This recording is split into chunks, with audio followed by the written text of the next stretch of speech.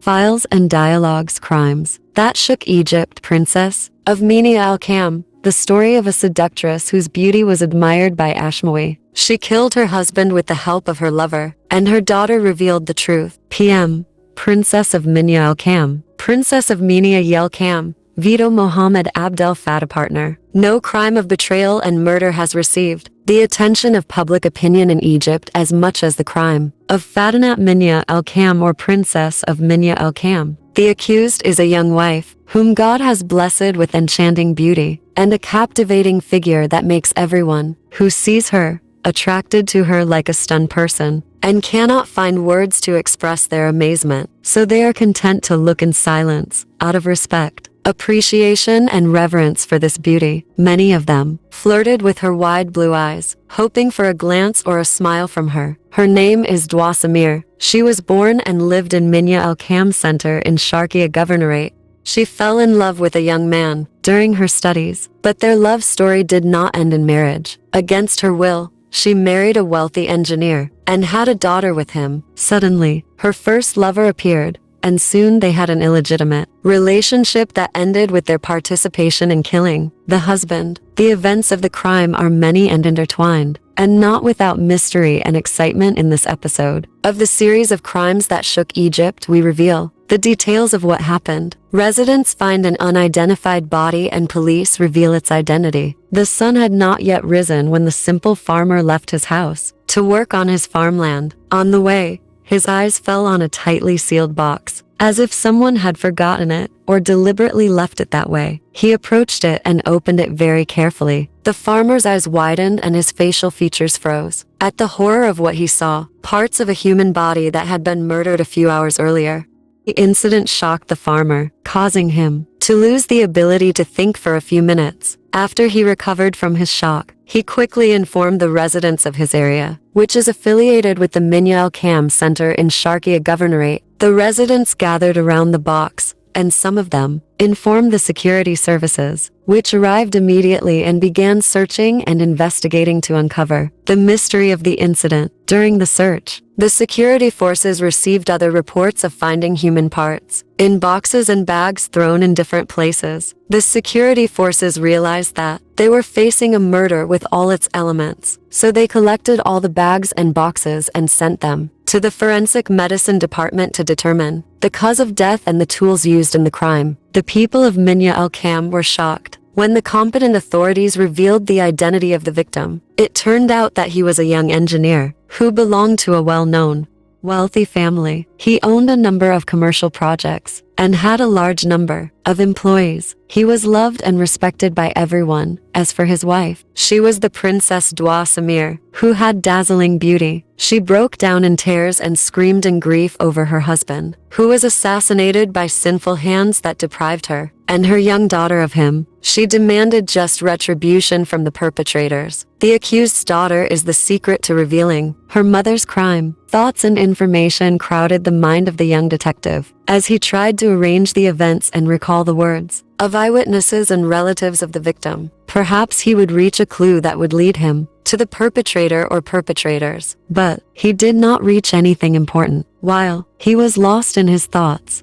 his eyes fell on a little girl, the victim's daughter. She was sitting alone, absent-minded with signs of deep sadness on her face. The officer approached her, smiled at her, and began talking to her and treating her with gentle words. Then he asked her, "When was the last time you saw your father?" She answered innocently and spontaneously, "A short time before his death. He was sitting with his friend, talking about work." Signs of seriousness appeared on the officer's face as he asked her again, "And did your father's friend come to the house often?" The little girl answered him firmly, "Yes, almost every day, and sometimes he would come when my father was away and sit with my mother." The eyes of the young officer shone with the sparkle of victory, and he was certain that he had solved the mystery of the crime. The intelligence of the detective in the face of the accused's denial. The detective began to gather information about the victim's assistant and concluded that he used to visit the latter's house day and night and would stay there for long hours. He also concluded that Duaa Samir was the one who asked her late husband to provide him with a job opportunity. The officer obtained permission from the public prosecution to arrest and bring the victim's friend. When questioned, he completely denied any connection to the crime and pretended to collapse in grief over the late engineer and began to enumerate his favors to him. The officer allowed the young man to leave after suggesting to him that he believed his words. The next day, the officer summoned him again and sat with him alone in a closed room. He looked directly into his eyes and said, "Denial will not help you, because all the facts have been revealed, and in this room, and on the same chair, the victim's wife sat and confessed to all the details and accused you of killing her husband and getting rid of his body in order to covet her and his money." The young man was confused and stuttered as he repeated, "No, I did not kill him alone. She is the one who plotted and planned it for the crime, and you participated with me in executing it." Then he broke down and began to recount all the details accurately. Princess in the hands of the police. After the detective obtained a full confession from the victim's friend, he quickly arrested the wife. Duaa, he confronted her with the information, details and confessions of her partner. She tried to deny it at first, but she couldn't in the face of the details the officer narrated, so she collapsed and confessed to everything, saying, "Yes, I killed him. I planned the crime, prepared the tools and participated in its execution. I put parts of the body in boxes and bags and threw them in different places far from the house." Duaa was silent for a while before continuing. "During my studies, I became emotionally attached to a young man who became everything to me, and he also loved me back. He was honest and loyal in his love. Suddenly, he disappeared from my life. I completely lost contact with him. I later learned that he had traveled to work in Saudi Arabia. A hot tear rolled down Duaa's eye, and her voice cracked with tears as she said, "The suitors flocked to our house, all of them from large and wealthy families, and each of them hoped to win me as a wife because of my beauty that everyone praised. Among all of them, my family chose my late husband. He was a wealthy engineer who ran many businesses and various activities, and a large number of the people of Minya Al-Kam Center worked for him. The marriage took place quickly, and overnight, I found myself with a man who loved and adored me, and did not hesitate to do anything to make me happy. As for me, I did not feel any emotion towards him, and I could not forget my first love." The days and years passed, and I gave birth to a baby girl who inherited my beauty. Day after day, I began to adapt to my life, and my interest in my husband and daughter increased. The officer interrupted her, asking, "What about your partner in crime? How did you meet again? And how did his relationship with your husband become stronger?" Duaa lowered her head and answered, "One day, I was in the city and met him by chance. In a few moments, his love returned to my heart. I stood with him, and we exchanged a short conversation in which we recalled past memories, and I gave him my phone number, started calling me in my husband's absence, and we talked a lot about many things. I felt that I would not be able to live without him, and I started thinking of a way to keep him close to me all the time, without raising suspicions about our relationship. I asked my husband to find him a suitable job, claiming that this young man was the brother of an old friend of mine from school, and I started listing his advantages to him. Finally, he responded to me and agreed to hire him. Through his work with my husband, their relationship became stronger, and he became his right-hand man. His entering our house with my husband was a normal thing that did not arouse suspicion. Fatin Minia Al-Kam confesses the details of the crime. The officer asked again, "What happened after that?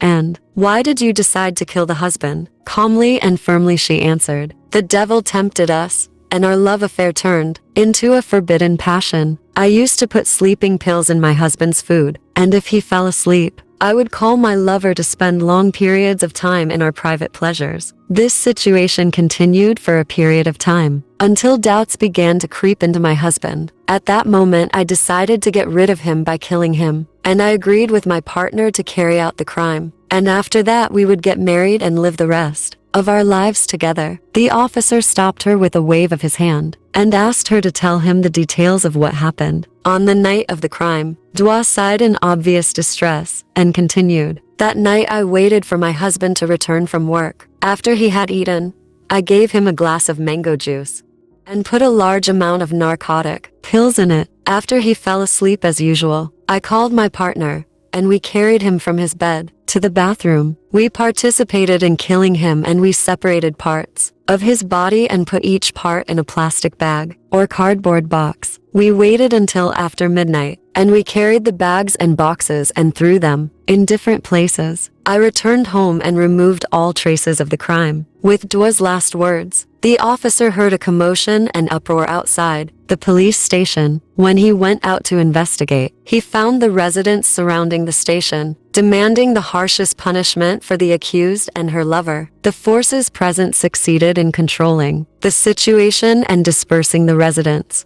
Under heavy guard, the accused were transferred to the public prosecution, which, in turn, conducted extensive investigations into the case before referring it to the criminal court to issue its ruling to execute the accused. The last seen flirting and smiles on the gallows.